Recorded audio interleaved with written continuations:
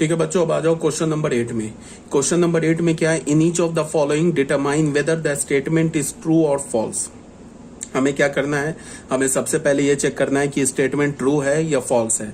If it is true prove it, if it is false give an example. अगर statement true है तो prove करो, अगर statement false है तो एक काउंटर एग्जांपल दो।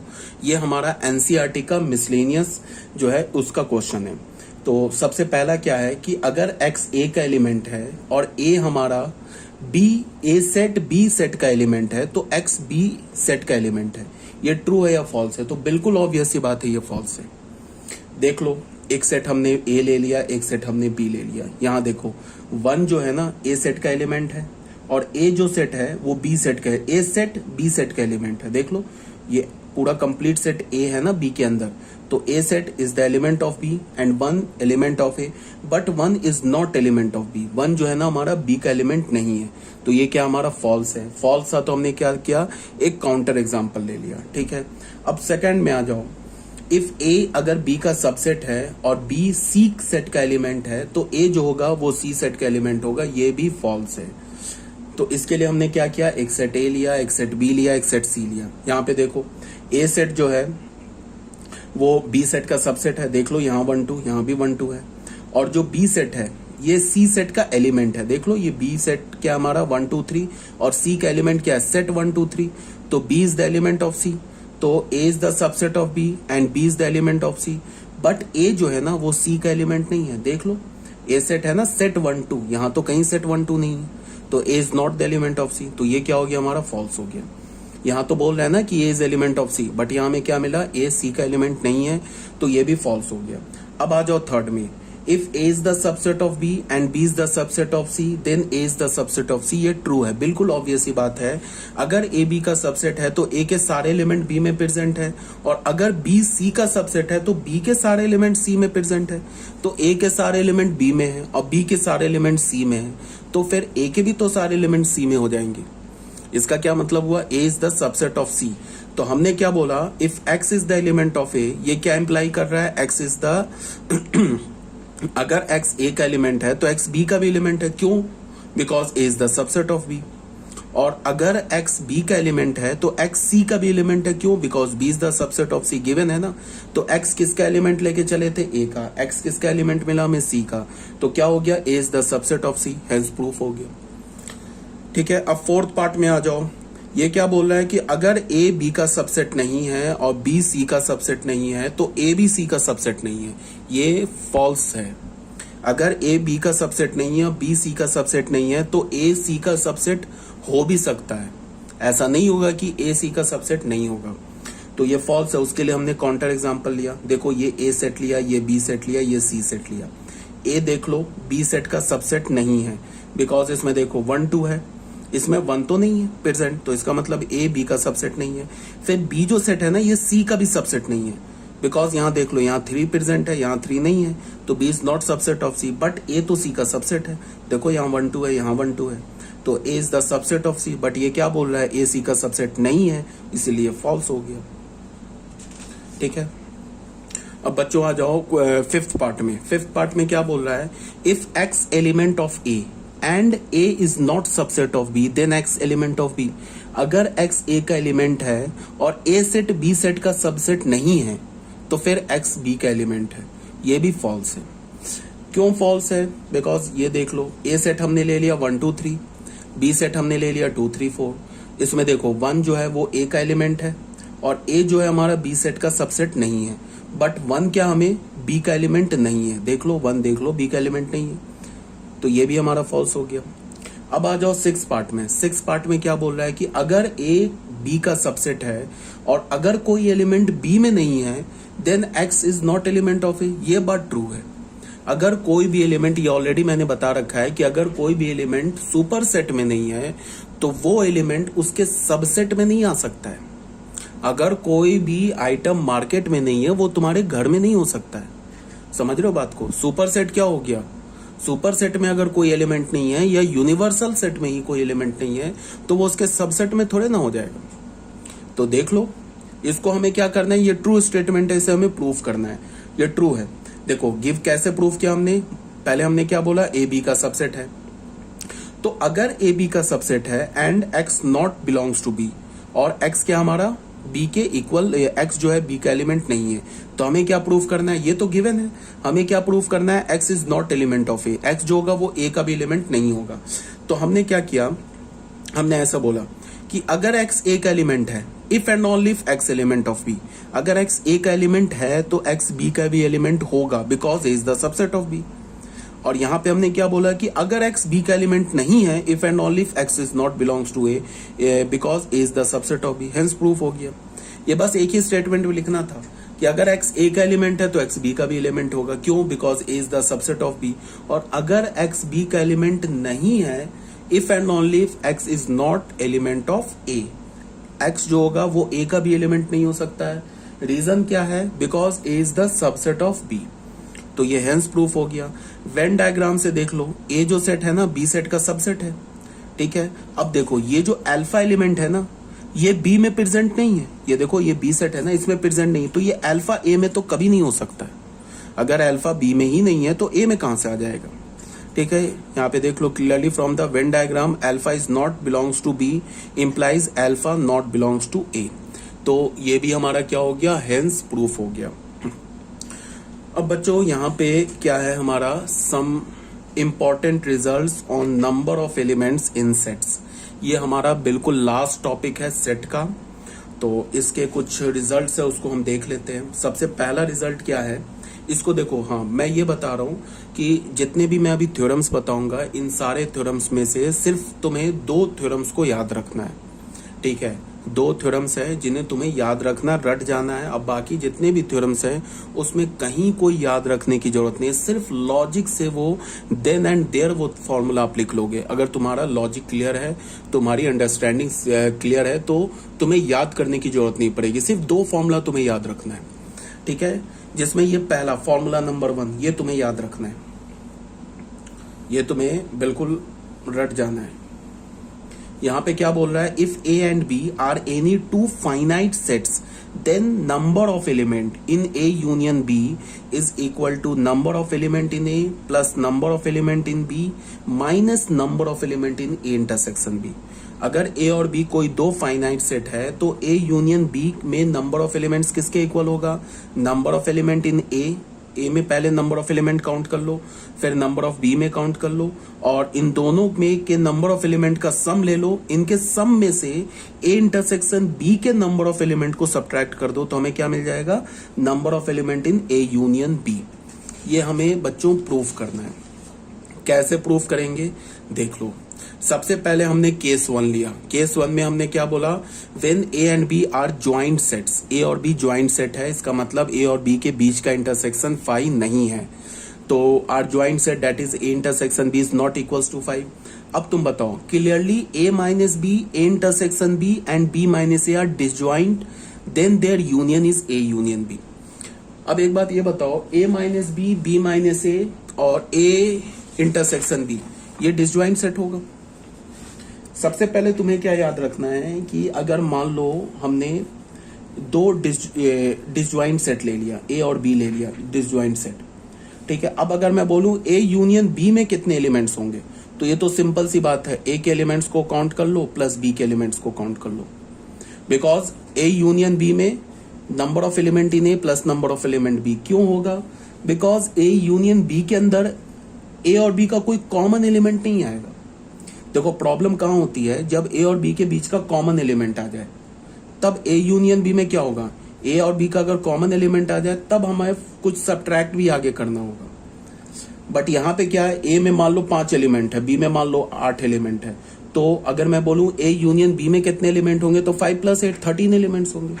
ये तो बिल्कुल ऑब्वियस सी बात है, ठीक है। तो यहां पे क्या, हाँ, अब अगर यहां पे क्या बोला जा रहा है कि ए और बी अगर हमारा ज्वाइंट सेट है, भले ही ए और बी ज्वाइंट है, बट ये जो हमारा है ना ए माइनस बी, ये वाला सेट, और ये जो हमारा रीजन है ना बी माइनस ए, ये सेट, और ये जो रीजन है ना हमारा ए इंटरसेक्शन बी का, ये तीनों डिसज्वाइंट सेट है। A intersection B, A minus B और बी माइनस ए, ये डिसज्वाइंट सेट्स है, ठीक है।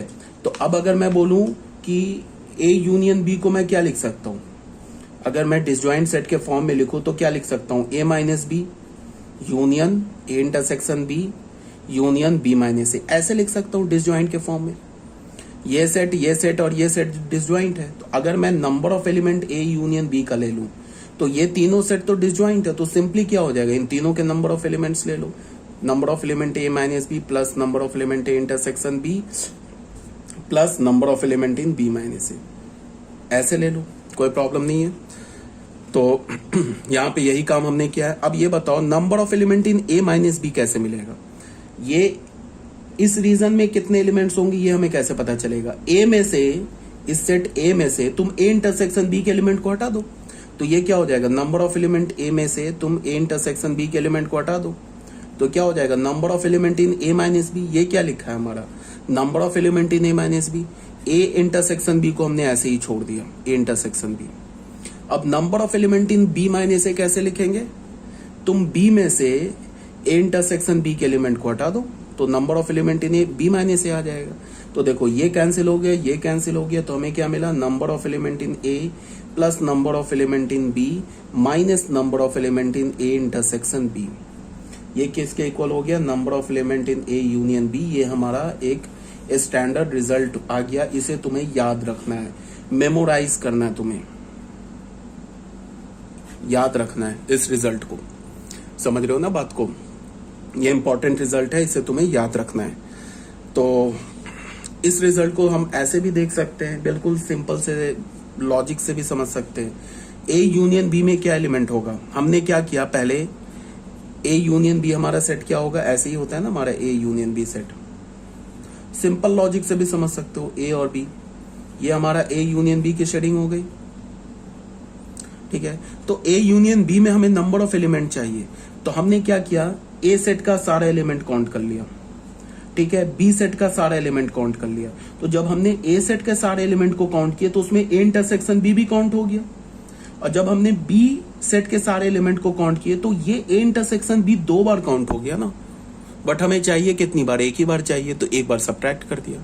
जैसे हमने लिखा ना एन ए, तो इसमें तो ए इंटरसेक्शन बी के भी एलिमेंट काउंट हो गए, फिर हमने लिखा एन बी, तो इसमें बी इंटरसेक्शन ए के भी एलिमेंट काउंट हो गए, तो हमारे पास एन ए से ए इंटरसेक्शन बी का एलिमेंट काउंट हो गया, एन बी से भी फिर ए इंटरसेक्शन बी का एलिमेंट 2 बार काउंट हो गया, बट हमें तो एक ही बार काउंट करना है ना, तो एक बार सब्ट्रैक्ट कर दिया तो बैलेंस हो गया।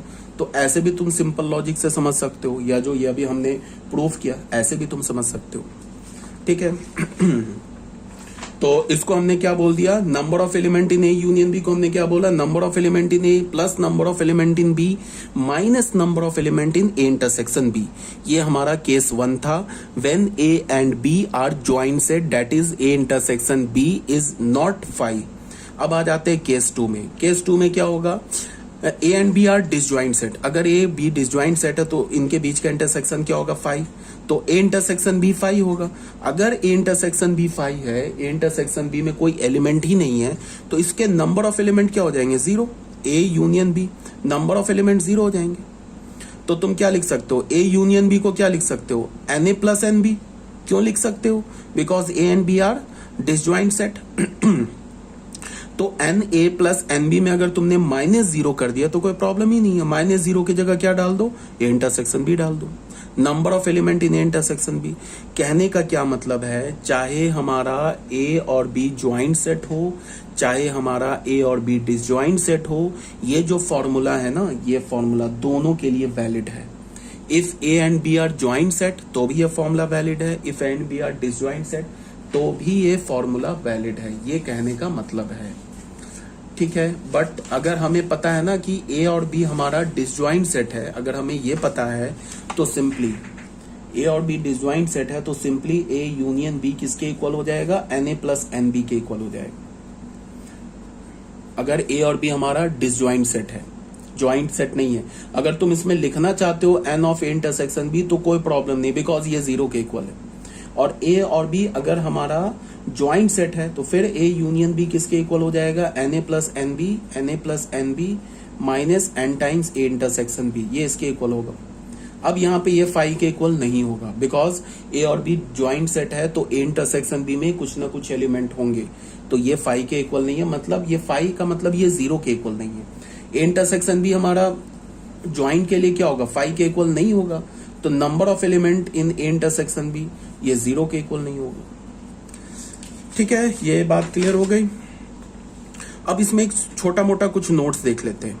यहाँ पे क्या बोला है, नोट नंबर 1 में देख लो। नोट नंबर 1 में क्या है, नंबर ऑफ एलिमेंट इन ए में जो एलिमेंट होंगे उसको हम क्या लिख सकते हैं, number of element in A minus B plus number of element in A intersection B. ये बिल्कुल ऑब्वियस सी बात है, ये ए है ना, ये पूरा सेट ए, तो इस ए के सेट को तुम कैसे लिख सकते हो, ये जो हमारा शेडिंग है ये किसका, ए माइनस बी, तो ए माइनस बी के नंबर ऑफ एलिमेंट्स को और ए इंटरसेक्शन बी के नंबर ऑफ एलिमेंट्स को ऐड कर दोगे तो ए का एलिमेंट आ जाएगा। बिकॉज ए माइनस बी और ए इंटरसेक्शन बी हमारा डिसजॉइंट सेट है। देखो बच्चों, ये वाला जो सेट है ना, ये हमारा किसका सेट है, ए माइनस बी का, और ये जो सेट है ये इंटरसेक्शन बी का है। ये दोनों डिसजॉइंट सेट है। अब अगर मैं बोल रहा हूं ना ए में नंबर ऑफ एलिमेंट निकालो, तो ए माइनस बी और ए इंटरसेक्शन बी के नंबर ऑफ एलिमेंट्स को ऐड कर दोगे तो हमें सेट ए के नंबर ऑफ एलिमेंट्स मिल जाएंगे। ठीक है, अब अगर मैं बोलूं सेम लॉजिक से number of element in B, तो क्या होगा, ये वाला हमारा सेट क्या है, बी माइनस ए, तो बी माइनस ए में अगर तुम ए इंटरसेक्शन बी के नंबर ऑफ एलिमेंट्स को ऐड कर दोगे तो हमें नंबर ऑफ एलिमेंट मिल जाएगा बी का। अब ए यूनियन बी की बात करें तो ए यूनियन बी को तुम कैसे लिख सकते हो, ए माइनस बी में ये देखो, ये वाला हमारा A minus B plus A intersection B plus B minus A, इन तीनों के नंबर ऑफ एलिमेंट्स को ऐड करोगे तो हमें ए यूनियन बी के नंबर ऑफ एलिमेंट्स मिल जाएंगे। तो ये भी हमारा क्लियर है। अब आ जाओ, ये तो मैंने क्या बोला, ये तुम्हें याद रखना है। और ये जो हमारा सेकंड पार्ट है ना, ये A union B union C, ये फॉर्मूला भी बेटा याद रखना है, ये फॉर्मूला रट जाना। अब बाकी बस यही 2 फॉर्मूला मैं बोल रहा हूँ याद रखने के लिए, बाकी मैं कोई फॉर्मूला नहीं बोलूंगा तुम्हें, बाकी सब मैं बता दूंगा याद कैसे रखना है। बस ये 2 फॉर्मूलाज तुम्हें रट जाने। इसमें क्या बोल रहा है, number of element in A union B union C is equal to number of element in A plus number of element in B plus number of element in C. देखो माइनस यहाँ पे पैटर्न चल रहा है, A intersection B, B intersection C, C intersection A, plus number of element in A intersection B intersection C. ये cyclic हो गया ना, A intersection B, B intersection C, C intersection A, plus number of element in A intersection B intersection सी।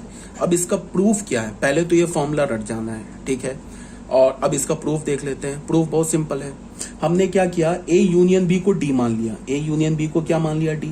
तो हमारे पास क्या है, number of element in A union B union C, इसको हमने डी माना है, तो यहाँ पे हमने इसको डी बोल दिया। Number of element in D union C, तो अब ये फॉर्मूला लगा दिया हमने, अभी जो हमने पढ़ा है ना फॉर्मूला, ये वाला फॉर्मूला लगा दिया हमने इसमें। इसको हमने क्या बोला, number of element in D plus number of element in C minus number of element in D intersection C. अब डी को हमने क्या बोल रखा है, ए यूनियन बी, यहाँ पे डी की जगह ए यूनियन बी डाल दिया, सी की जगह यहाँ सी डाला, फिर डी की जगह क्या डाल दिया, ए यूनियन बी डाल दिया, इंटरसेक्शन सी। ठीक है, तो फिर इसमें फिर ए यूनियन बी वाला फॉर्मूला लगा दिया, तो हमें क्या मिल जाएगा, हमें मिलेगा number of element in A union A plus number of element in B, इसमें को यूज कर रहे हैं, minus number of element in A intersection B, और ये प्लस तो यहाँ आ गया, ये माइनस एन है। इसमें हमने क्या किया, ये यूनियन इंटरसेक्शन पे डिस्ट्रीब्यूटिव होता है, वो अलग अलग कर दिया। ठीक है, अब तुम फिर देखो, फिर इसको तुम ए सेट मानो, इसको तुम बी सेट मानो, ए इंटरसेक्शन सी को ए सेट मानो, बी इंटरसेक्शन सी को बी सेट मानो, तो ये क्या लिखा हुआ है, number of element in A union B, तो उसमें फिर ये फॉर्मूला लग जाएगा, ये वाला फॉर्मूला लग जाएगा, ये फॉर्मूला फिर दोबारा लग जाएगा।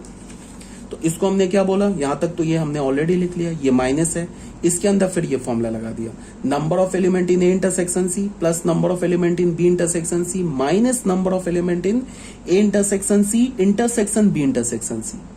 अब फिर तुम इसको देखो, पहले तुम ए के साथ सी का इंटरसेक्शन लो, फिर बी के साथ सी का इंटरसेक्शन लो, फिर दोनों का इंटरसेक्शन लो। इसको हम क्या लिख सकते हैं, A intersection B intersection C भी लिख सकते हैं। तो ये क्या हो जाएगा, इसको अब हमने फॉर्मूला ये ब्रैकेट ओपन किया, तो ये आ गया number of element in A plus number of element in B plus number of element in C. यहाँ से ये माइनस हो गया, ये माइनस है तो यहाँ ये माइनस हो गया, ये प्लस है तो ये माइनस हो गया, ये माइनस है तो ये प्लस हो गया। तो देख लो, इसकी जगह मैंने क्या लिख दिया, A intersection C intersection B intersection C की जगह क्या लिख दिया, A intersection B intersection C. ये फॉर्मूला प्रूफ हो गया। समझ रहे हो बात को। तो ये हमारा जनरल फॉर्मूला है, चाहे ए और बी ज्वाइंट हो या ए और बी और सी ज्वाइंट हो या तीनों डिसज्वाइंट हो या तीनों ज्वाइंट हो, ए और बी, ए बी एंड सी कैसा भी सेट हो, ए और बी में से दो ज्वाइंट हो, तीसरा डिसज्वाइंट हो, तीनों डिसज्वाइंट हो, तीनों ज्वाइंट हो, कुछ भी हो, ये फॉर्मूला वैलिड है, याद रखना। ये जो A union B union C वाला फॉर्मूला है ये वैलिड है, चाहे वो तीनों सेट ज्वाइंट हो, तीनों सेट डिसज्वाइंट हो, तीन में से कोई भी दो ज्वाइंट हो और बाकी तीसरा जो है वो डिसज्वाइंट हो। ये फॉर्मूला जनरल फॉर्मूला है for any three sets. Any three बोलने का मतलब एनी थ्री फाइनाइट सेट्स के लिए ये फॉर्मूला वैलिड है, ठीक है। अब एज अ स्पेशल केस हम लोग बोल रहे हैं क्या कि अगर A B C disjoint set है, तीनों अलग अलग है, तो फिर क्या हो जाएगा, ए और बी के साथ इंटरसेक्शन 0 हो जाएगा, बी और सी का इंटरसेक्शन 0 हो जाएगा, सी और ए का इंटरसेक्शन 0 हो जाएगा। तो मतलब क्या है कि ये वाली चीज A intersection B, B intersection C, C intersection A, ये क्या हो जाएगा, सॉरी गलत मैंने बोल रहा हूं, मैं बोल रहा हूं ए इंटरसेक्शन बी 5 हो जाएगा, तो number of element in A intersection B 0 हो जाएगा। बी इंटरसेक्शन सी 5 हो जाएगा तो number of element in B intersection C 0 हो जाएगा। ए इंटरसेक्शन सी 5 हो जाएगा तो number of element in A intersection C 0 हो जाएगा। समझ रहे हो बात को? तो यहाँ पे ये 0 हो गया। अब तीनों में भी तो कुछ कॉमन नहीं है, इसका मतलब A intersection B intersection C भी 5 है, तो number of element in A intersection B intersection C ये 0 हो जाएगा, ठीक है। इसका क्या मतलब है कि ये माइनस के बाद ये वाला चीज ये सब 0 हो गया, तो A union B union C किसके इक्वल हो गया, number of element in A plus number of element in B plus number of element in C. ये ऑलरेडी मैंने बता रखा है कि अगर हमारे पास दो सेट डिसज्वाइंट सेट हो तो दोनों सेट के यूनियन में क्या एलिमेंट होंगे। अगर मैंने बोला ए और बी डिसज्वाइंट सेट है, ज्वाइंट नहीं डिसज्वाइंट सेट है, मतलब इन दोनों के बीच का जो इंटरसेक्शन है वो 5 है, तो अगर मैं बोलूं ए यूनियन बी किसके इक्वल होगा तो वो सिंपल होगा number of element in A plus number of element in B. अगर ए बी सी तीनों डिसज्वाइंट है तो अगर मैं बोलूं A union B union C का नंबर ऑफ एलिमेंट निकालो तो वो किसके इक्वल होगा, number of element in A plus number of element in B plus number of element in C. वो यहाँ इस फॉर्मूले से आ गया, ठीक है। अब बच्चों यहाँ पे ना ये जो थर्ड पार्ट है ना ये इंपॉर्टेंट है, इसको सुनो ध्यान से। अगर तुम लॉजिकली समझ जाओगे तो हेंस ऑनवर्ड जितने भी मैं फॉर्मूलाज तुम्हें बताऊंगा एक भी फॉर्मूला तुम्हें रटना नहीं है, सारे फॉर्मूला तुम्हारा क्या होगा बिल्कुल तुम्हें देन एंड देयर निकाल लोगे, बट तुम्हें लॉजिक समझना है। लॉजिक में क्या है, सिंपल सा लॉजिक है। यहाँ पे मैं क्या बोल रहा हूं इसको समझो, मैं थोड़ा बड़ा सा डायग्राम बना के समझाता हूं। अब आगे जितने भी मैं फॉर्मुलाज लिखवाऊंगा ना, कोई भी फॉर्मूला तुम्हें याद नहीं रखना है, सिर्फ जो दो फॉर्मूला मैंने बोला याद रखने के लिए, मेमोराइज करने के लिए, सिर्फ वही दो फॉर्मूलाज तुम्हें याद रखने हैं, बाकी अब कोई भी नहीं याद रखना है। सिंपल लॉजिक से समझो, ये सेट ए हो गया, ये सेट बी हो गया, पहले ये सेट सी हो गया, इसको हमने यूनिवर्सल सेट बोल दिया। अब जरा मेरी बात को सुनो बड़े ध्यान से, देखो इसके रीजन को पहले मैं मार्क करता हूं। ये जो रीजन दिख रहा है ना तुम्हें, ये रीजन इसको मैंने रीजन नंबर 1 बोल दिया, इसको मैंने रीजन नंबर 2 बोल दिया, ठीक है। इसको मैंने रीजन नंबर 3 बोल दिया, इसको बोला यहाँ 4, इसको बोला 5, इसको बोला 6, इसको बोला मैंने बीच को 7, और इन तीनों सेट के बाहर जो है उसको रीजन नंबर 8 बोल दिया। पहले तो ये समझो। अब आ जाओ रीजन नंबर 1 को हम क्या बोलेंगे, लैंग्वेज में क्या बोलेंगे। एक बात ये इंपॉर्टेंट है कि जो इस टाइप के वर्ड प्रॉब्लम्स जो आते हैं ना सेट में, वो सेट गिवन नहीं होता है, सेट का लैंग्वेज गिवन होता है। वो ऐसे नहीं बोलेगा फाइंड बी माइनस सी, ये नहीं बोलेगा, वो बोलेगा find the number of all the element in B but not in C, ऐसे बोलेगा लैंग्वेज में। तो तुम्हें पहले लैंग्वेज को कन्वर्ट करना होगा सेट में, फिर तुम्हें उस सेट में नंबर ऑफ एलिमेंट्स निकालने होंगे। अगर a माइनस बी की बात करेगा ना तो वो डायरेक्ट नहीं बोलेगा a माइनस बी, वो बोलेगा find the number of element in set a but not in b, ऐसे लैंग्वेज गिवन होगा। तो तुम्हें पहले लैंग्वेज से समझना है कि कौन से सेट के बारे में वो बोल रहा है। तो पहले तुमको लैंग्वेज से सेट को समझना है, फिर उस सेट का नंबर ऑफ एलिमेंट निकालना है। तो लैंग्वेज इज मोस्ट इंपॉर्टेंट, बहुत इंपॉर्टेंट है उसको समझना। ये आगे तुम्हें प्रोबेबिलिटी जो चैप्टर है ना उसमें भी काम देगा। प्रोबेबिलिटी चैप्टर में अगर तुम्हारा सेट का कंसेप्ट क्लियर है तो प्रोबेबिलिटी में कुछ ऐसा नहीं बचता है, ठीक है। तो लैंग्वेज समझो, ये जो फर्स्ट पार्ट है ना, ये फर्स्ट पार्ट, इसको हम क्या बोलते हैं लैंग्वेज में, ओनली ए। क्या बोलते हैं, ओनली ए। तुम देख लो इस फर्स्ट पार्ट में तुम कोई भी एलिमेंट डालो वो सिर्फ ए में है और किसी भी सेट में नहीं है। वो ना ही बी में है ना ही सी में है। तो फर्स्ट पार्ट को हम क्या बोलेंगे, ओनली ए, सिर्फ ए। अब इस ओनली ए को कैसे हम लिखेंगे सेट में, वो ऐसे लिखेंगे A intersection B complement intersection C complement. ये ओनली ए का सेट थ्योरेटिकल नोटेशन है, ये ओनली ए, ये ऐसे। अब कोई बोलेगा कि ऐसे कैसे हो गया, तो उसके लिए वेन डायग्राम है, वेन डायग्राम देख लो, मैं बना के दिखा दे रहा हूं। 3 सेट बनाता हूं मैं, 1 2 और 3। एक मैं करके दिखा दे रहा हूं, समझ जाओ। ए सेट, बी सेट, सी सेट, इसमें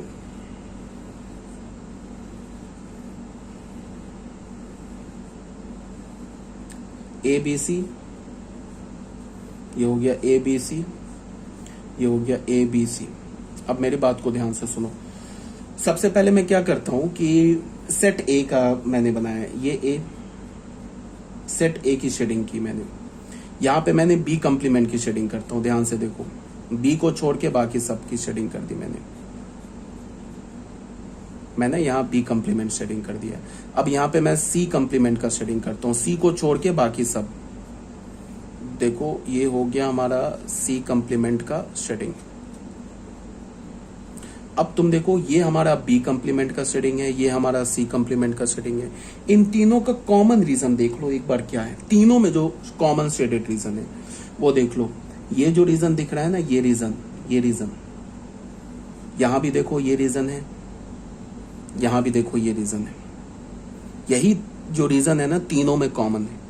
अब बाकी अगर तुम इस रीजन को देखोगे तो ये रीजन तो ए में है, बट देखो बी कंप्लीमेंट में नहीं है, सी कंप्लीमेंट में है बट बी कंप्लीमेंट में नहीं है, तो तीनों के कॉमन में तो नहीं आ सकता है। तो अगर मैं बोलूं कि तीनों का कॉमन इंटरसेक्टिंग रीजन लेना है तो क्या होगा, अगर मैं ए का इंटरसेक्शन बी कंप्लीमेंट के साथ इंटरसेक्शन सी कंप्लीमेंट के साथ लूं तो हमें क्या मिलेगा फाइनल, वो ऐसे मिलेगा ना बच्चों। ये देखो, ये ए, ये बी और ये सी, ये ए बी सी, बस यही मिलेगा। ये क्या हमारा A intersection B complement intersection C complement. तो ये इस रीजन को हम क्या बोलेंगे, ओनली ए। इसमें सिर्फ ए है और कुछ नहीं है। समझ रहे हो बात को। तो ये इंपॉर्टेंट है समझना सबसे पहले कि ये लैंग्वेज समझना, ये लैंग्वेज ओनली ए क्या बोला जा रहा है और ओनली ए के कॉरस्पॉन्डिंग सेट थ्योरेटिकल नोटेशन क्या है, वो ये है। ठीक है, ये बात समझना इंपॉर्टेंट है सबसे पहली बात। दूसरी बात क्या है कि तुम इसको ऐसे देखो, एक तो ओनली ए हो गया। सेम लाइन पर अगर मैं एक बार और ड्रॉ करता हूं इस डायग्राम को ना, मैं अच्छे से ड्रॉ करता हूं। ये सेट ए, ये सेट बी, ये सेट हमारा सी, ए सेट बी सेट सी सेट। इसको हमने बोल दिया फर्स्ट, इसको हमने बोला है सेकंड, इसको हमने बोला है थर्ड, ये है हमारा फोर्थ पार्ट, ये फिफ्थ पार्ट, ये सिक्स्थ पार्ट, ये सेवंथ पार्ट बीच का, और ये एट्थ पार्ट। तो फर्स्ट आ गया समझ में। अब अगर मैं बोलूं सेकंड, सेकंड क्या है, सेम लॉजिक से ओनली बी। लैंग्वेज में क्या बोलेंगे, ओनली बी। ओनली बी बोलो या बी ओनली बोलो, इसको हम सेट थ्योरेटिकल नोटेशन में कैसे लिखेंगे, देखो ए, इसमें सिर्फ बी है तो ए पे complement intersection B intersection C पर कंप्लीमेंट, ऐसे लिखेंगे। ठीक है। अब अगर मैं थर्ड पार्ट की बात करूं तो इसको हम लैंग्वेज में क्या बोलेंगे, ओनली सी। मतलब ये रीजन में देखो ना, सिर्फ सी और कुछ नहीं है, तो ओनली सी को कैसे लिखेंगे, A complement intersection B complement intersection C. ठीक है। अब बच्चों आ जाओ, सेकंड पार्ट भी हो गया, फर्स्ट सेकंड थर्ड हो गया। अब आ जाओ फोर्थ पार्ट में। इस फोर्थ पार्ट को देखो, ये वाला जो पार्ट दिख रहा है ना, इसमें सिर्फ ए और बी है। इसे हम क्या बोलेंगे, ए एंड बी ओनली। इसे हम क्या बोलेंगे, A and B only, A and B only. इसमें सिर्फ ए और बी है, तो ए एंड बी ओनली का जो सेट थ्योरेटिकल नोटेशन होगा वो क्या होगा, ए है तो ए पे कंप्लीमेंट नहीं होगा, बी भी है तो बी पे कंप्लीमेंट नहीं होगा, सी नहीं है तो सी पर कंप्लीमेंट हो जाएगा। ये हो जाएगा सेट। अब तुम करो क्या, इसकी शेडिंग कर लो, देख लेना ये फोर्थ रीजन आ जाएगा। अब अगर मैं फिफ्थ पार्ट की बात करूं तो फिफ्थ पार्ट में क्या है, ये फिफ्थ पार्ट में ए और सी है, तो इसे हम क्या लिखेंगे लैंग्वेज में, A and C only, A and C only. तो ए एंड सी ओनली का मतलब ए इसमें है, बी नहीं है, जो नहीं है उस पर कंप्लीमेंट लगा देते हैं, सी है तो सी कर दिया। उसके बाद आ गए सिक्स पार्ट में, सिक्स पार्ट को हम क्या बोलेंगे, B and C only, B and C only. तो ए नहीं है तो ए पे कंप्लीमेंट, इंटरसेक्शन बी और सी है तो उस पे कंप्लीमेंट नहीं होगा। तो ये हो गया सेट थ्योरेटिकल नोटेशन। अब आ जाओ सेवंथ में, तो सेवंथ जो है उसमें ए भी है, इसको हम क्या बोलेंगे, ए बी एंड सी। तो इसमें ए भी है, बी भी है, सी भी है, तो तीनों है तो तीनों पे किसी पे कंप्लीमेंट नहीं लगेगा। ये हो गया A intersection B intersection C. अब जो एट्थ पार्ट है इसको बोलने का पहला तरीका क्या हो गया कि A union B union C complement, पहला ये हो गया। लैंग्वेज में बोलेंगे हम इसे क्या बोलेंगे, A union B union C complement. एक तो ये बोला, लैंग्वेज नहीं, इसको हमने सेट में ऐसे बोला। इसी को हम क्या बोल सकते हैं, S minus A union B union C. ये सेट की बात बोल रहा हूं, मतलब सेट में हम ऐसे लिखेंगे। लैंग्वेज में क्या बोलेंगे, नीदर ए बी और सी, क्या बोलेंगे इसको, नीदर ए बी और सी। लैंग्वेज में हम बोलेंगे ऐसे, नीदर ए बी और सी, ठीक है, ना ही ए में, ना ही बी में, ना ही सी में। तो ए और बी सी तीनों के यूनियन में नहीं होगा तो कहां जाएगा, उसके कंप्लीमेंट में होगा। तो सबसे पहले यह समझना इंपॉर्टेंट है कि लैंग्वेज में हम कैसे बोलते हैं एंड लैंग्वेज के क्रॉसपॉन्डिंग सेट थ्योरेटिकल नोटेशन क्या होता है।